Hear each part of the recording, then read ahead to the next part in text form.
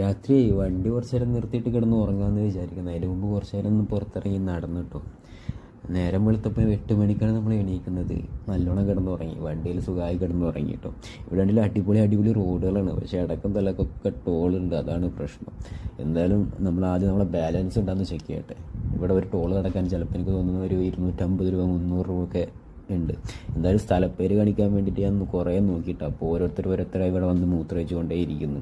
വീണ്ടും കുറച്ച് നേരം നിന്നപ്പോൾ ഇത് അടുത്ത ടീംസ് വരുന്നുണ്ട്. എന്തായാലും ഇവിടെ നിന്നിട്ട് സ്ഥലപ്പേര് കാണിച്ചാൽ ചിലപ്പോൾ നമുക്ക് അടികൊള്ളും തോന്നുന്നുണ്ട്. അപ്പം അങ്ങനെ നമ്മൾ ടോളൊക്കെ കയറി കുറച്ച് കഴിഞ്ഞ് അപ്പുറം ചാടി കുറച്ച് ഫ്രണ്ടിലോട്ട് പോയപ്പോൾ നമ്മുടെ മുമ്പിൽ വലിയൊരു ലോറി കണ്ടിട്ടാ. നമ്മൾ ആ ലോറി നോക്കി നേരെ നമ്മൾ പോയിട്ട് കുറച്ച് കഴിഞ്ഞപ്പോഴാണ് നമുക്ക് മനസ്സിലായത് നമ്മൾ എവിടെയോ വഴി തെറ്റിയെന്ന്. കുറച്ചുള്ളിലോട്ട് കയറിപ്പോയപ്പോൾ ആദ്യം വിചാരിച്ച് തിരിക്കാനൊന്നും സ്ഥലം കിട്ടിയില്ല. പിന്നെ നേരെ അങ്ങ് പോകാമെന്ന് വിചാരിച്ചത്. ഈ റോഡ് നേരെ കുറച്ചങ്ങ് പോയി കഴിഞ്ഞാൽ നേരെ വേറൊരു ഹൈവേയിൽ കയറാൻ പറ്റും. പക്ഷേ നമ്മൾ എങ്ങനെയോ വഴി തെറ്റി ഈ ഒരു വഴിയിൽ വന്ന് കയറി. ഇതാണെങ്കിലോ ചെറിയൊരു ഇടുങ്ങിയ വഴിയാണ്. അതിന് തൊട്ടപ്പുറത്താണെങ്കിലോ ഒരു ചാലുമുണ്ട്.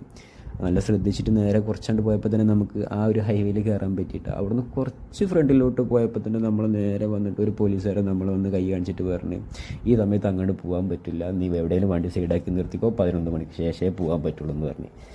ശരിയെന്ന് പറഞ്ഞു കഴിഞ്ഞിട്ട് നമ്മൾ കഷ്ടപ്പെട്ടിട്ട് അവിടുന്ന് വണ്ടിയൊക്കെ സൈഡാക്കിയിട്ട് ഒരു സൈഡിൽ കൊണ്ട് നിർത്തിയിട്ടുണ്ട് കേട്ടോ. ഇട്ട് കുറച്ച് നമ്മൾ നോക്കിയപ്പോൾ നമ്മുടെ വണ്ടിയുടെ സൈഡിലായിട്ട് ഒരു വലിയൊരു മരം ഉണ്ട് കേട്ടോ. അതിന് നേരെ താഴെയായിട്ട് ഒരു വീട്, എനിക്ക് തോന്നുന്നത് നാടോടികളാണെന്ന് തോന്നുന്നുണ്ട് കേട്ടോ. അവിടെ ഒരു കുട്ടി നിന്ന് കളിക്കുന്നുണ്ട്. അതിൻ്റെ ബാക്കിലൊരു പശുവിനെയും കാണാൻ പറ്റുന്നുണ്ട്. നാടോടികൾ പശുവിനെയും കൊണ്ട് നടക്കുമെന്ന് എനിക്ക് തോന്നുന്നില്ല, ചിലപ്പോൾ ഒരു ഗ്രാമമായിരിക്കും എന്ന് വിചാരിക്കുന്നു. എന്തായാലും അത് കഴിഞ്ഞ് നമ്മുടെ ടൈമായിട്ട് നമുക്ക് പോകാനുള്ള 11 മണിയായി. അപ്പോൾ നമ്മൾ നേരെ അവിടുന്ന് വണ്ടി എടുത്ത് കുറച്ച് ദൂരം പോയപ്പോൾ തന്നെ നമ്മൾ റോഡിൻ്റെ സൈഡിൽ ഇതേപോലത്തെ മരം നിൽക്കുന്നത് കാണാൻ. അത് അടിപൊളി, നല്ല രസമുണ്ട് കേട്ടോ കാണാൻ.